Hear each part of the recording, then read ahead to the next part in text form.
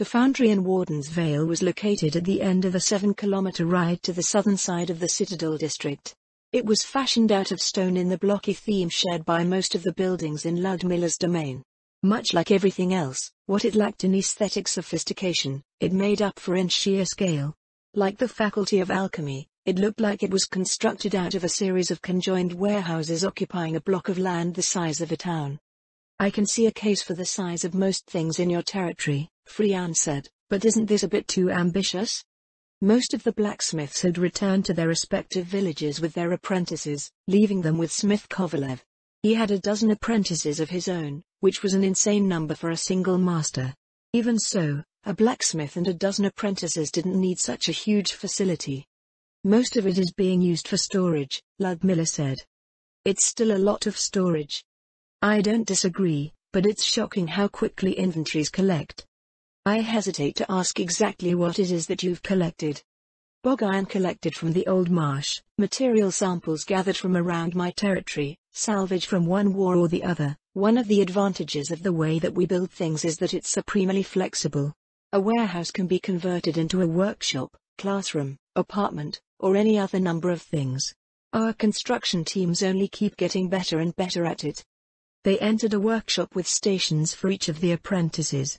Most of them were already sitting at desks or preparing materials and tools for their personal projects. At the center of the workshop was a large forge where two skeletons weighed down with loads of stone were turning a treadmill driving a bellows attached to a pipe that was connected to one of the walls. Nearby, an elder lich stood on a platform, occasionally directing another set of skeletons to shovel charcoal into the forge. This is quite different from the school in Corlin County, Frian said. If anything, it resembles a dwarven foundry. That's because it's based on the dwarven foundries in Fioburkana rather than the human smithies of the region, Ludmilla said. Corlin settled on using the human model because that's what our guild instructors are accustomed to. What are the advantages of this layout? Having a large central forge is more efficient with many smiths, Ludmilla said. It takes less space than having a personal forge for each smith, is more efficient fuel-wise, and can achieve higher temperatures. I believe the Elder Liches have already collected enough data for the administration to promote a transition to the Dwarven model across the Sorceress Kingdom. We'll continue to make improvements, of course. The most notable one so far is the installation of a magic item that cleanses the air being emitted from the burning of so much charcoal. Fioburkana's forges use heatstone, which isn't available here. Magic items that cleansed the air were produced by druids, so they were next to non-existent in the Empire. Frian supposed they were easily obtained in Warden's Vale. I see, Frian said. That makes sense, but is a facility this large necessary for your fief? Though it's a foundry, Ludmilla said, the Citadel district is, for the most part, a university. This complex is also a campus. Additionally, it supplies various goods for the Royal Army and the Ministry of Transportation. The Royal Army? Don't the undead have their own equipment? They do, and it's all the equipment they have. For instance, Death Knights come with their plate armor, tower shield, and flamberge. This facility provides them with javelins, portable walls, chains, and so on.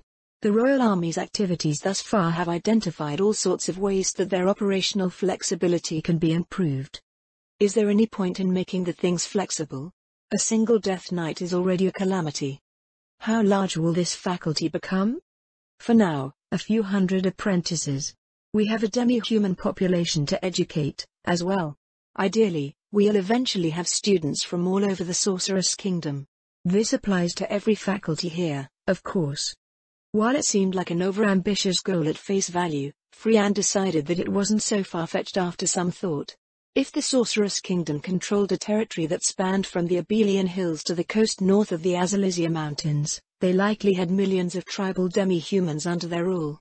In a human civilization, there was roughly one blacksmith for every 500 people, so it would take decades to achieve a similar ratio amongst the demi-humans, assuming they didn't already have their own blacksmiths. If the faculty only had a few hundred students, will there be enough work for these hundreds of students? Rangobart asked, or do you plan on having them salvage their old work like your construction crews? Apprentices will begin selling their goods at silver rank, Ludmilla answered. Before that, it is as you say. Silver rank? Ah, I suppose we haven't gone over that yet. In hindsight, it might have been better to mention this right away. There are multiple hierarchies in our institutions. First, is the professional hierarchy, which is not too dissimilar from the guild system. Every faculty also has its internal administrative hierarchy. The system that you may not be familiar with is how we rate vocational proficiency. Doesn't the guild system already rate vocational proficiency through their ranks? Ludmilla glanced at Smith Kovalev. They do, he said, but those ranks are a large part tradition and wholly predicated on commercial standards. An apprentice is an apprentice for as long as they are receiving a basic education and while they are paying off their indentures. That roughly comes out to a tenure of 6 to 8 years, and it's become such an entrenched tradition that contracts of indenture are negotiated with that expectation in mind. That's interesting to hear, Rangobart said. I always thought that an apprenticeship was similar to being a page or a maid. Science try to absorb as much as they can from the household that they work and make as many connections as they can before they're married off or enter professional service. It might be a bit like that as an apprentice, Smith Kovalev admitted. But it's a mostly dreary existence. As I mentioned before, apprentices are usually stuck doing the most menial tasks in a workshop. Journeymen have priority on the promotable jobs that the master doesn't have time for. I see, Rangobart crossed his arms. That almost seems like a trap to effectively extend an apprenticeship. It is for some. Apprentices who don't have anywhere else to go usually end up working for the same workshop as journeymen until they earn enough recognition and capital to start their own business. If the market is too hard to break into, they become permanent employees of the workshop. The latter was the most common course in the empire.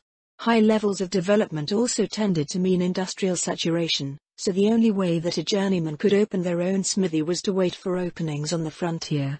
Of course, this also meant that workshops were very picky about who they signed on as apprentices. Usually, it was limited to family or the children of fellow guild members.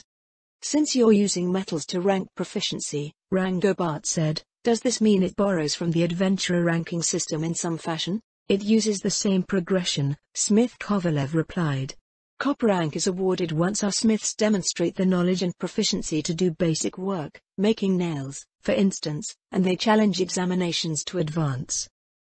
We don't make them fight like adventurers or anything. Is their rank related to the metal that they can work? No, that doesn't explain copper or the precious metals. If you're looking for rough equivalents, iron rank would be recognized as a master by the guild. Huh? Freean was just as confused by the statement. It seemed like an abysmally low rank to assign to a master artisan. Smith Kovalev didn't hide his grin at their reaction. I never get tired of that, he said. Not that I'm mocking you in any way.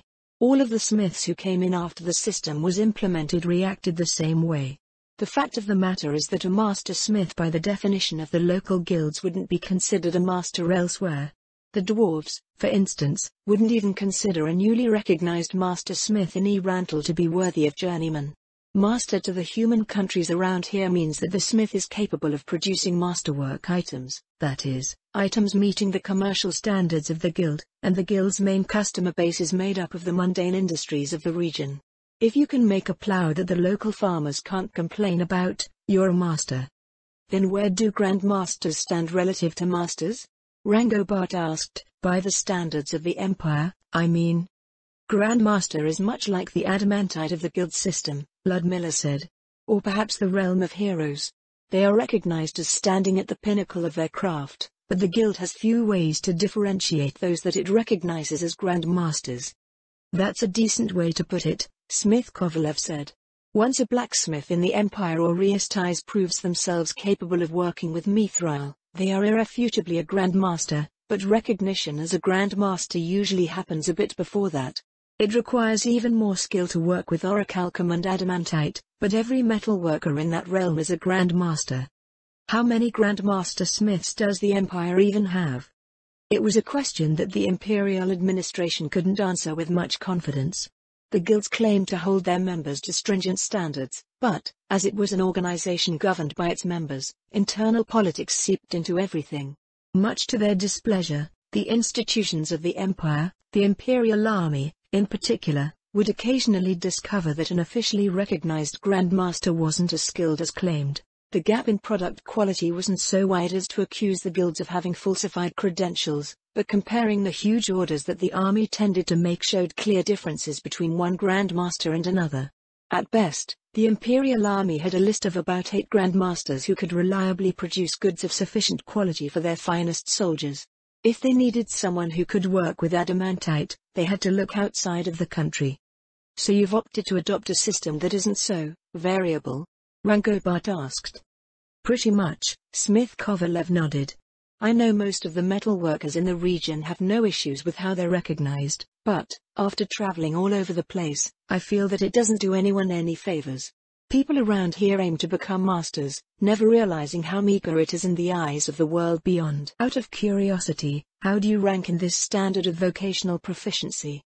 Smith Kovalev pointed to a silver hammer and anvil pin on his collar.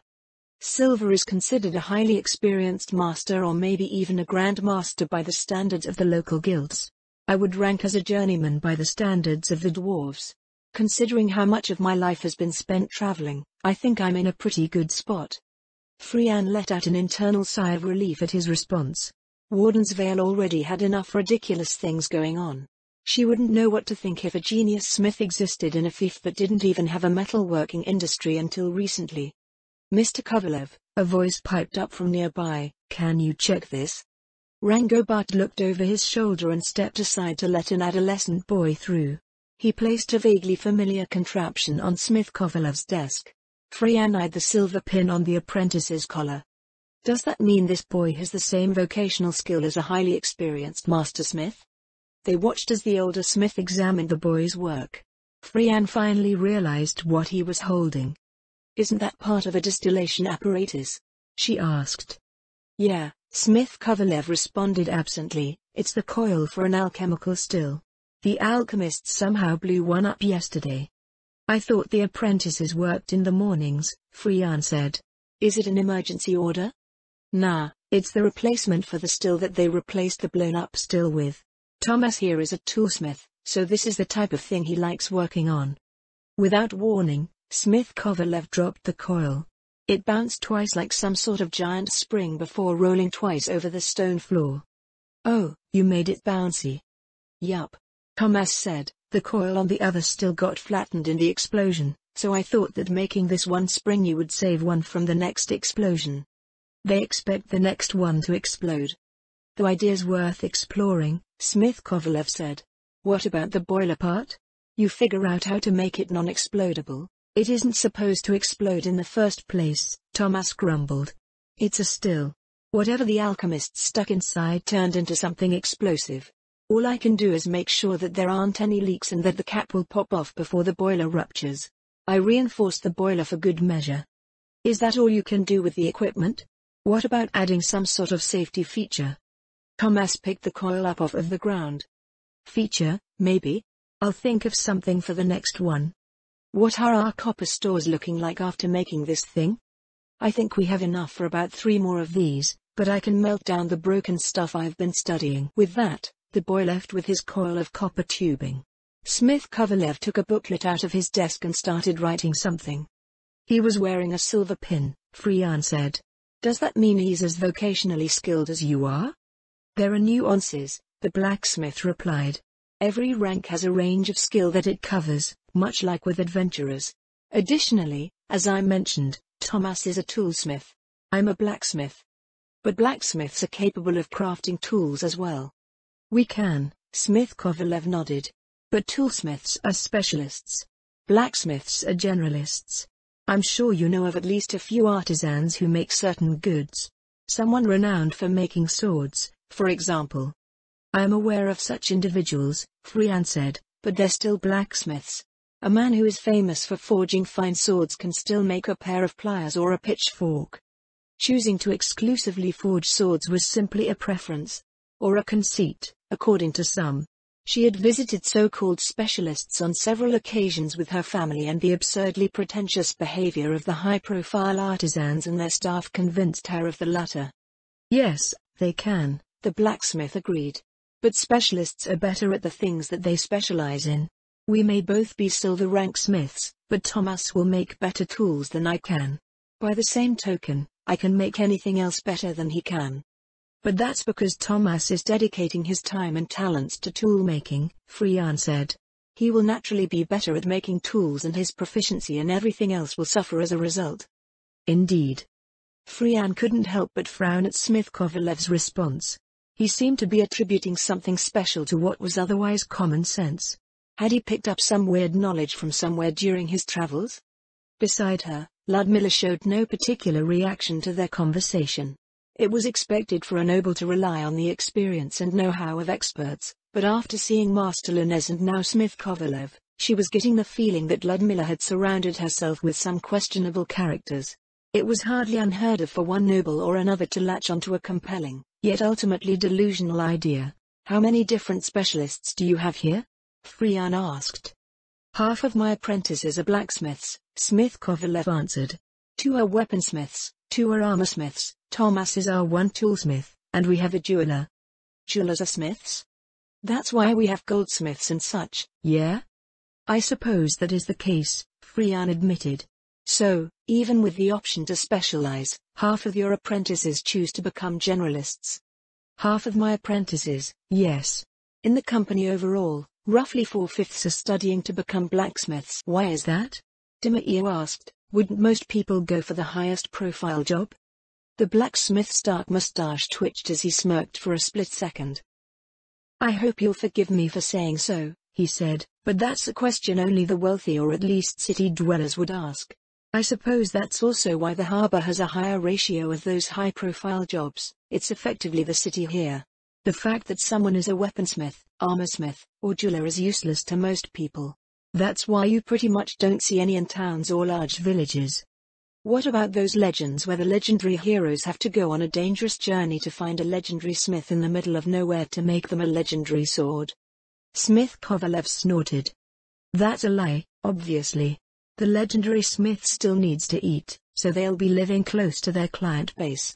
Never mind that a smith living in the middle of nowhere is likely to get robbed, raided, or eaten by monsters. Or blacksmiths are the celebrities of the smithing world, Smith Kovalev said.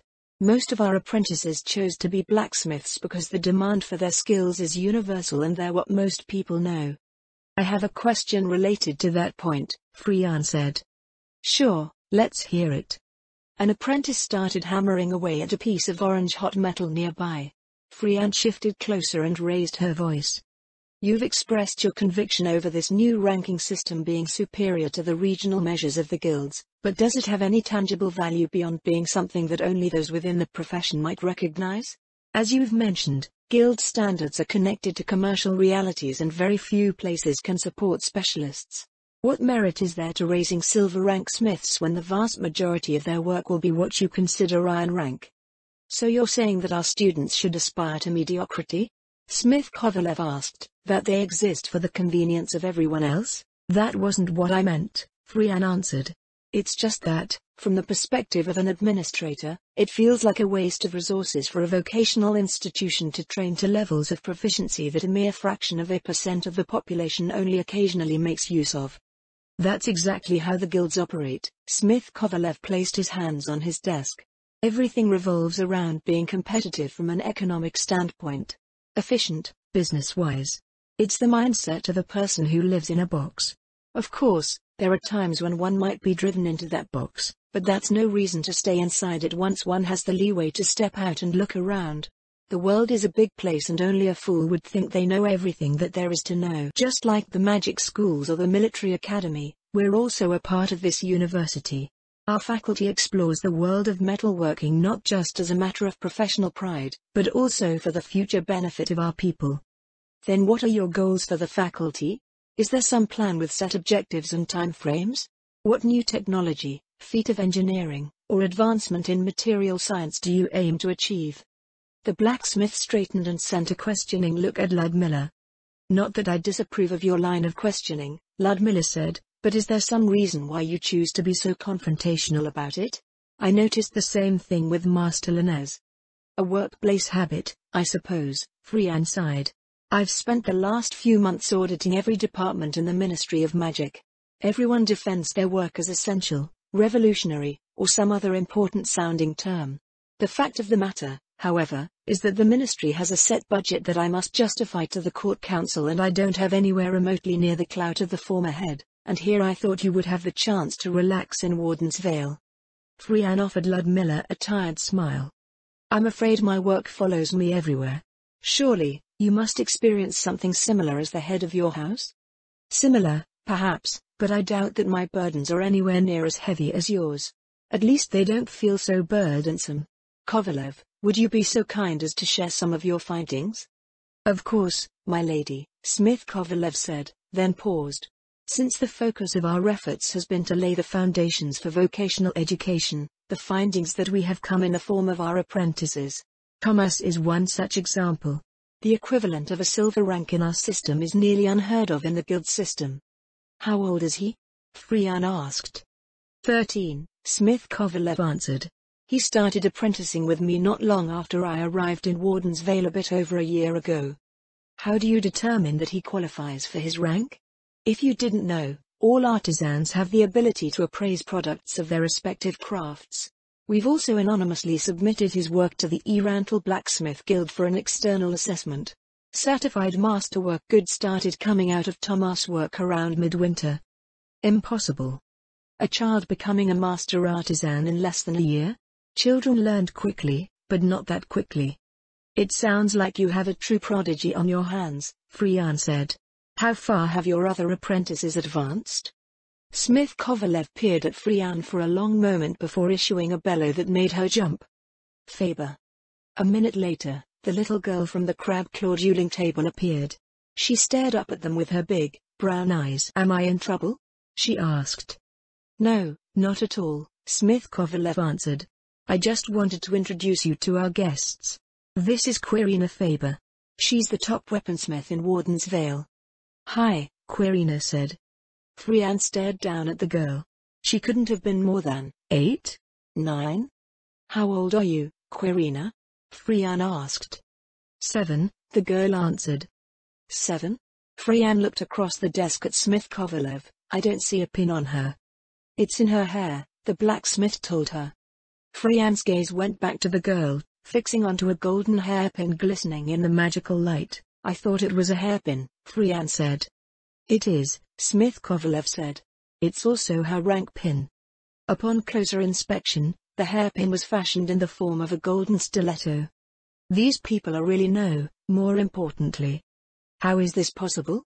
She asked. How long has she been studying? Even if she had somehow been smithing from an even younger age, it still didn't explain her advancement. Quirina started at the same time as Thomas, Smith Kovalev replied. They came to Warden's Vale on the same ship. Dimir leaned forward and poked Quirina in the cheek. The girl flinched back. She's real, Dimir said. Huh? Quirina rubbed her cheek. Can I go back now? Bear Mark 9 is waiting for me. Could you show our guests your work? Smith Kovalev asked. Quirina nodded and walked back to her workstation. They filed past the apprentices to follow her to the far corner of the workshop. How would she measure by dwarven standards? Rankobart asked. She would be considered a master by the dwarves, Smith Kovalev answered, but they'd probably shave off their beards before admitting it. Can't she work with mithril? Technically, she should be capable. Theoretically, a smith should be able to produce masterwork mithril goods somewhere in platinum rank.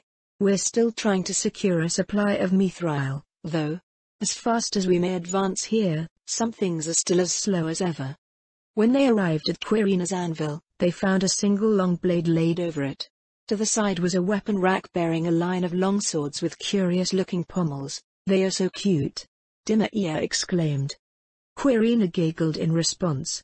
Each sword had a pommel that looked like the head of a toy bear.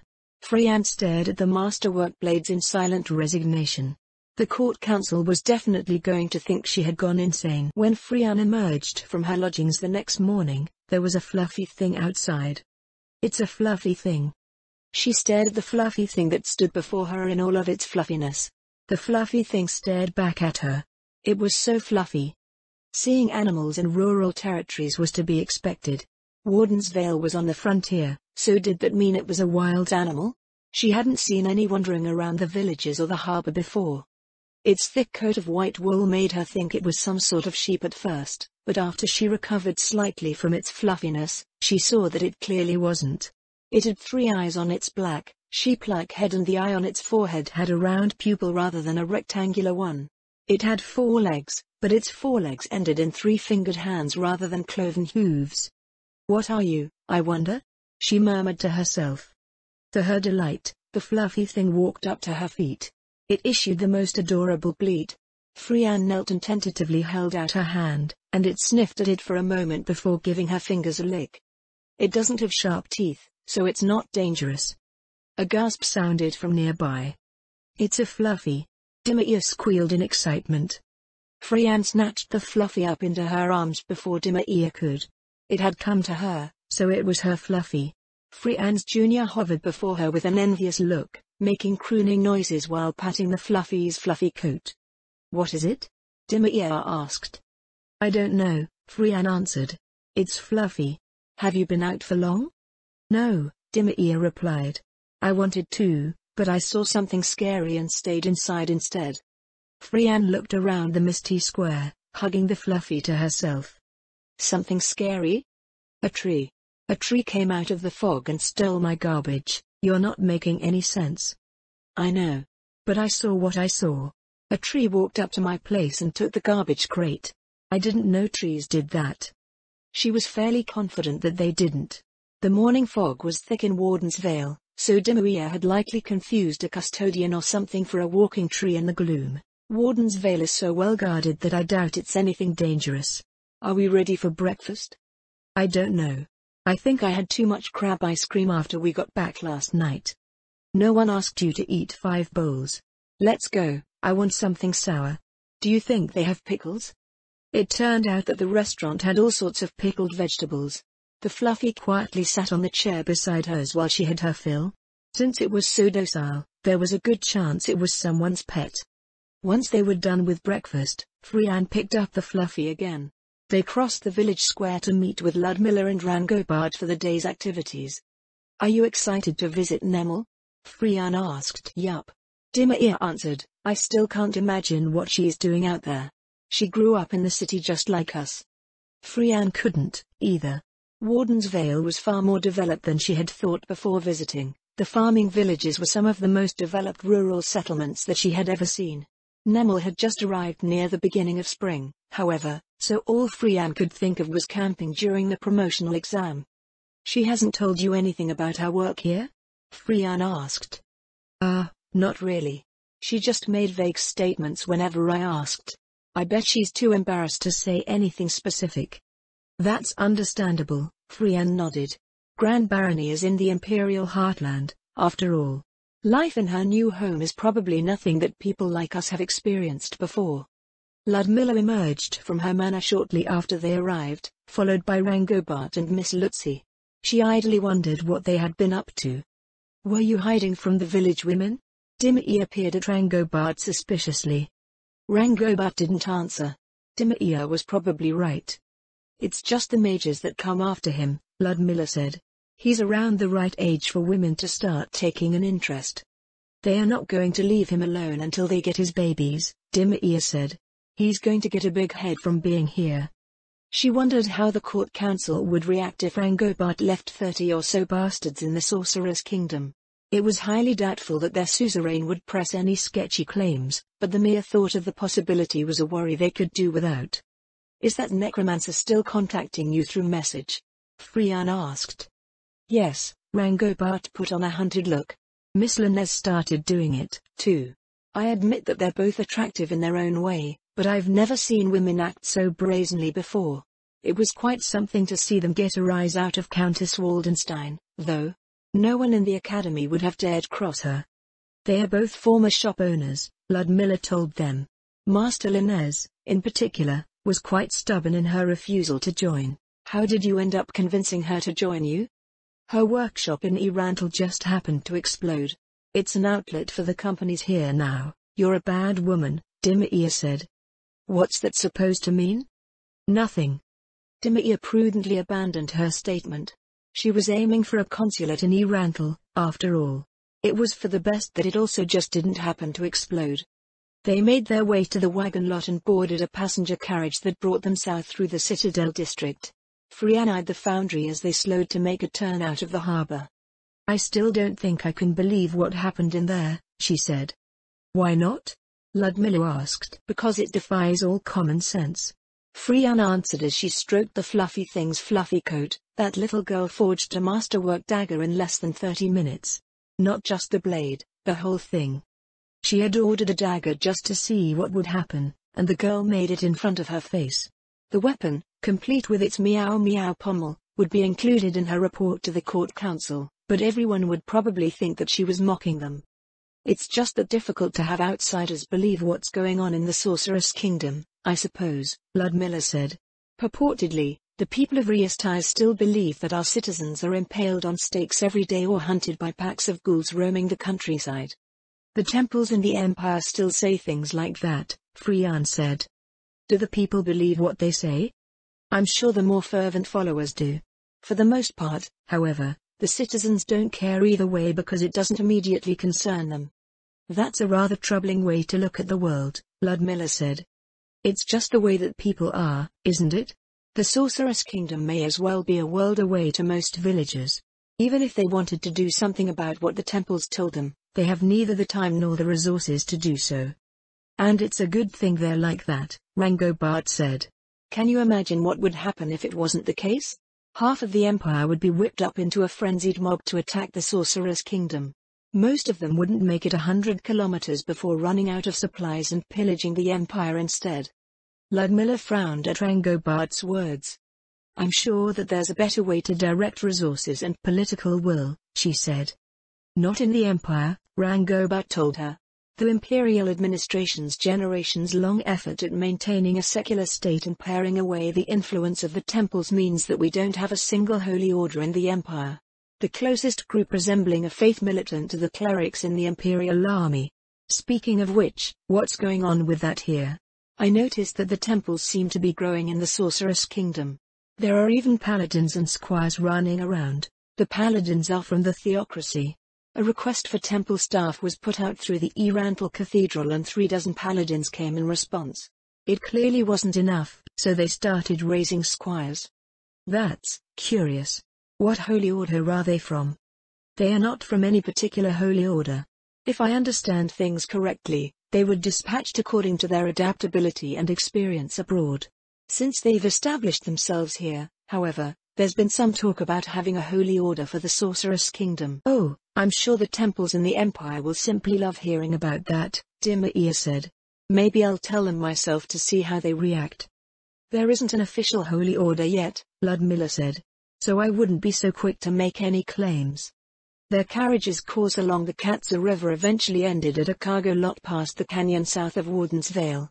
There were a few partially loaded cargo containers and a pair of Death Knights guarding the premises. Far beyond the pier jutting out into the river was what looked like a settlement obscured by the trees. Above it towered the icy heights of Mount Verilyn, home of the Frost Dragon who served as Ludmilla's knight and battle mount. Both Rangobart and Dimir have seen her before. I wonder if she's around. She hadn't seen a single dragon during her entire visit. It was said that a few lucky mages greatly advanced their knowledge of magic by consulting with wise and powerful dragons who had a far greater understanding of the world and its mysteries, so Frian thought it might be nice to have the chance. "The ship isn't in," Ludmilla said, "so we'll have to fly across." "Would you like a fly spell?" Rangobart asked. "Thank you for the offer," Ludmilla said, "but I have my own." Ludmilla swept Miss Lucy up in a princess carry and launched herself over the river. They stared as she became a dot in the distance and alighted on the opposite shore. "Could rangers always fly?" Frian asked. "It looked more like a huge jump to me," Dimir said. By the time they landed on the opposite shore, Nemel and her friends were already lined up to greet them. A single goblin accompanied the four noblewomen. "Welcome, Countess Waldenstein." Nemel and her friends lowered their heads in a curtsy. The goblin, who Frian was certain was a male, curtsied as well. "Dimir is here, too." Dimir raised her hand beside Frian. "Hello, Dimir," Nemel smiled. "I still can't get over how much your behavior has changed since the academy." "I gave up," Dimir said. "Acting all mature doesn't work for someone with my looks. I'm almost 18 and people treat me like I'm 12. It's easier to get by acting younger than I am. That makes sense, Nemel nodded. It does? Thrian frowned. Dimir and Nemel exchanged a look. Is it because she's an imperial princess? Ludmilla asked. Probably, Rangobart said. What are you people talking about? Thrian asked. Tell her, Rangobart, Nemel said. I have enough issues on my plate, Rangobart replied. Dimir can. Dimir wants to return home alive. The group fell silent again, sending shifty glances at her. Someone tell me what's going on, Thrian's voice quavered. Men and women are held to different expectations, Ludmilla said. I know that, Thrian replied. You seem to, but you also don't at the same time. I figured that it was your position as an imperial princess that was causing the issue. Most noble women would never make the same mistakes. Mistakes? What mistakes? I suppose you could call it betraying expectations. That is, men and women are expected to behave in certain ways. Your position as an imperial princess probably makes you immune to any direct repercussions, but it doesn't make you immune to people judging you for your behavior. I'm very well aware that people hold certain expectations of me due to my gender, Thrian said coolly. You may be aware, Ludmilla told her, but you don't seem to be aware of the consequences of betraying those expectations. Simply put, a man and a woman behaving the same way are judged differently. The imperial administration is a meritocracy, there's no way. The imperial administration is not a meritocracy, Ludmilla told her. In this case, men and women are not judged by the same merits.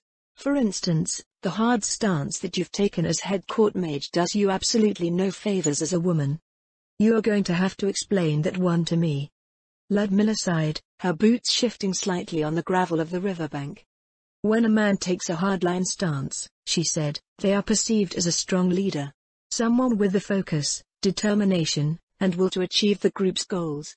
When a woman acts the same way, they are perceived as a bitch. Bitch, the goblin said. But I'm doing what's necessary, Thrian protested. And you are punished for that behavior all the same, Ludmilla told her. Most people act according to their perceptions. Once you become an unpleasant woman in the eyes of others, both men and women, cooperation plummets, resistance to your efforts increases, and any number of absurd obstacles start manifesting. Beauty, intelligence, connections, wealth, all of the tools that once worked in your favor get twisted into reasons for resentment. But if I don't do my job, you are seen as a weak leader, Ludmilla shrugged. Probably because you're a woman. Ridiculous. That's very nearly a tautology, Thrian said. It is the reality of living in Baharuth and Riestais. Most likely Robley, as well. It also works the same way for men. Those who take up traditionally feminine roles are seen as effeminate and are subject to any number of injustices. Law, culture, religion, and economics essentially dictate what we can and cannot be, and it is a self-reinforcing aspect of society. Because image and reputation are so easy to destroy, it is a trap that must never be sprung. Well, I suppose someone like Corlin or Gonye could pull it off, but most women who try destroy themselves. Then how did you manage to fulfill your role as a liaison to the Imperial Army? It is almost wholly a culture of men. You should have faced these obstacles at every turn. Rangobart cleared his throat. She didn't encounter any obstacles, he said. Lady Zaradnik acted as the ideal female officer in the eyes of the Imperial Knights and strolled through every potential barrier as if it wasn't there.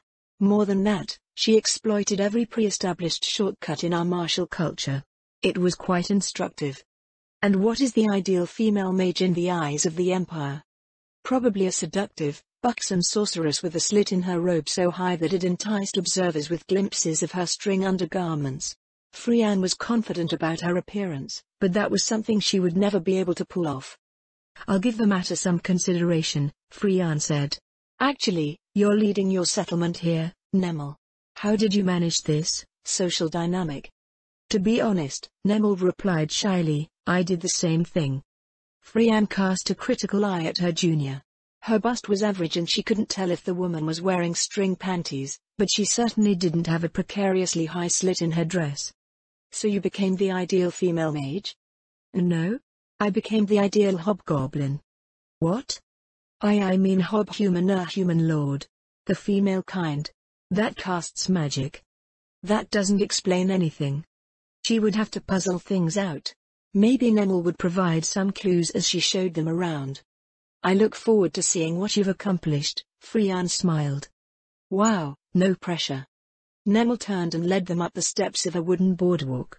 Frian shivered and hugged the warm ball of fluff as they entered the shadows of a canopy that offered only the smallest glimpses of the icebound peak above.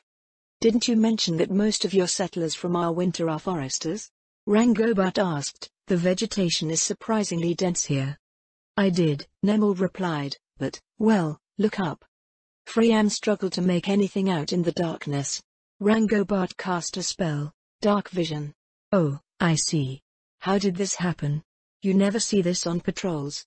I know, right? Nemel laughed nervously. Goblins are pretty scary. They're not particularly smart, but that may as well be an advantage. They'll try unimaginably stupid things, but there are so many of them that one will eventually figure out a stupid thing that works. Some of the goblins learning carpentry eventually learned how to build platforms up in the trees after breaking their necks like 5 dozen times. Once they learned how to employ the mill to mass-produce wooden planks, they used the materials to build the most precarious-looking tree village. Well, it's growing into a tree city with how many goblins live here. She hoped that a goblin wouldn't fall from the darkness to land on her. How do they poop? Dimir asked. Frian picked up her pace. The stairs ended at a leveled section of land where a human village was built, thankfully, on the ground. If not for the rickety construction of the goblin dwellings in the trees, the place would have looked like the very image of a frontier settlement in the minds of most imperial citizens. This is quite picturesque, Frian said. Except for the goblins? Nemel asked. Well. Nemel let out a self-deprecating laugh. I just had a new wave of migrants come in, Prez, she said. They react plenty to what's going on here, so you don't need to hold back. But you've seen enough success to start bringing in women, Frian offered diplomatically. Surely, you're on the right path. I wonder about that sometimes. Well, all the time. Life out here isn't much like I imagined aside from being surrounded by nature. How are your people adapting? They are mostly foresters, Nemel said. They seem happier here than they were in the Empire. It looks like there's plenty of work to be had for them, so it's no wonder. It's not just that, Nemel said. Well, they're rangers. They like being out on the frontier. This place is like a combination park and garden for them, so work doesn't feel like work. The tradesmen are filled with enthusiasm over the potential of their new home. The women, well, they get used to how things are. I still think you should encourage them to take up a profession, Ludmilla said. This isn't the Empire and the guilds won't dictate what they can and can't do. I'm hoping that they'll get interested after they get used to how things are here. For now, they've signed up to basically be housewives. Anyway, Nemel scanned the surroundings before leading them to an open pavilion in the center of the village. They ascended to the second floor, which housed a spacious, temperature-controlled office. This is a unique structure, Rangobart said. What possessed you to build it? There's never a dull moment here with so many goblins, Nemel said. I used to work in my tent, but something would happen every 5 minutes and I'd come running out to see what was going on. Here, I can just look in the direction of the screaming. I see.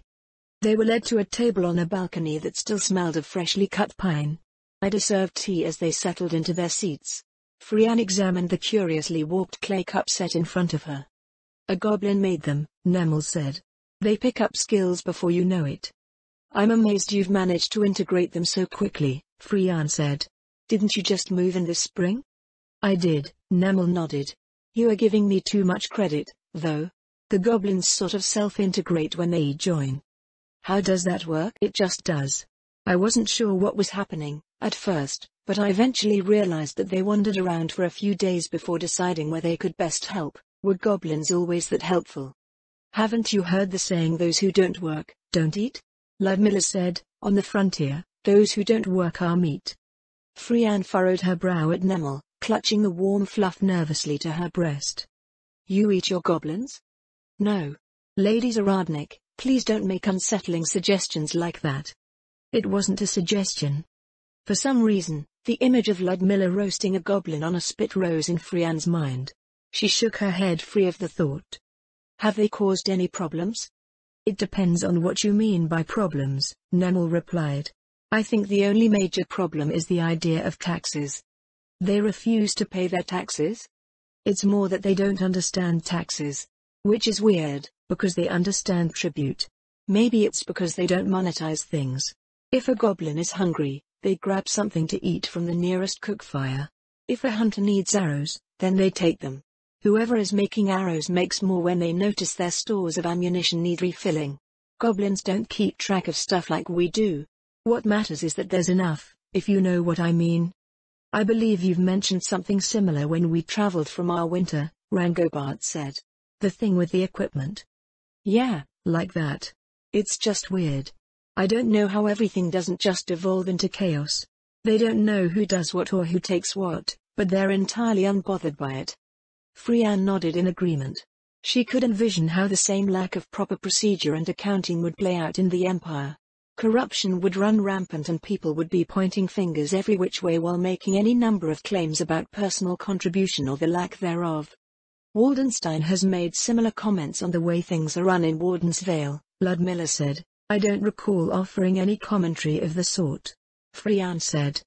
Just yesterday, you questioned whether the education offered here was worth the investment. I don't see how that's in any way related, Frianne said.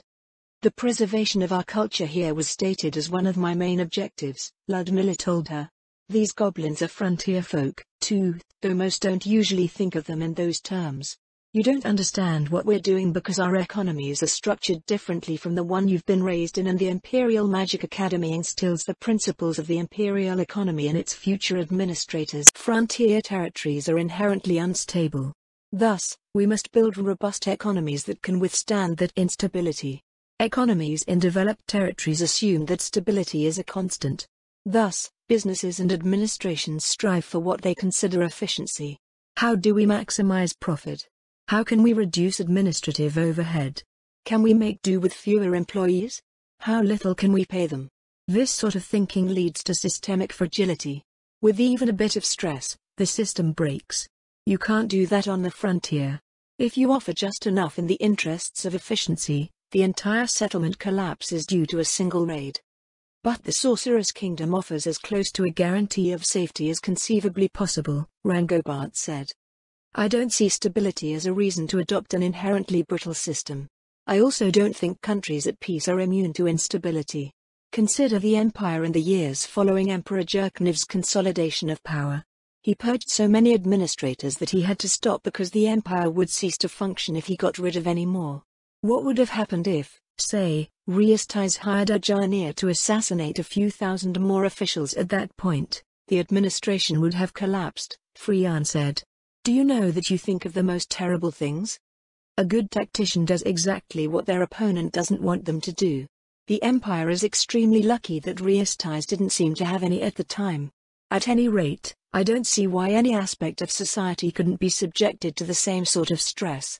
Assuming that it won't as simply tempting fate. Out of curiosity, can you think of any other vulnerabilities that might lead to catastrophe for the Empire? Frianne asked. Off the top of my head, considering the effects of imperial policy on the temples over the generations, the priesthood could be neutralized. They don't even have a holy order to defend themselves with. The Empire would have a lot of fun dealing with disease, injury, and death after that. Also, since the Empire would be the go-to culprit for an attack of that scale, it would be a bonus if the temples turned the people against the Imperial administration on their way down. But we can't do anything about that. Had the Empire created such a critical vulnerability for itself without realizing it? Had the pursuit of administrative purity blinded them to any pitfalls produced in the process? The way things were, the Empire had no way to remedy the problem unless they walked back generations of reform, and correcting the vulnerability would take generations of institutional growth for the temples. So should I just leave the goblins alone? Nemel asked. Dame Verilyn might not like that. I believe you've been around long enough to understand what you must do, Ludmilla said. Figure out an acceptable output, huh? Ludmilla smiled at her response. Nemel leaned back in her seat and scratched her head. I came here to grow potatoes, she sighed. Now, I have to become a hobgoblin.